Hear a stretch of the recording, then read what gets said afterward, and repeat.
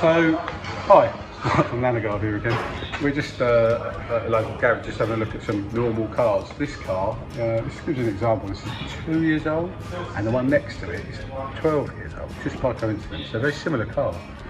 So this is new, and you can see a lot of people would say, oh yeah, don't need to treat that, you know. Maybe not if you're going to give it back in 3 years on a lease or get a new car, but it's already starting to go. So I don't know why you wouldn't want to keep it like this. You can see where it is and isn't going, but it's a new car. So let's move over to the one right next to it, which is 12 years old. Yes, not too long. So look at that. Now this obviously has never been protected, and I would be a bit worried if I looked under that and I was going to buy it.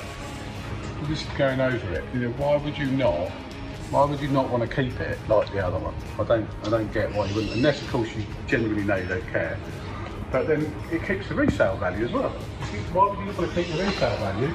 So that if you were selling this car because you wanted a new one, someone like, you know, a buyer would look under it and see it more like the other car because you bothered to Lanoguard it every year, and it would make a massive difference.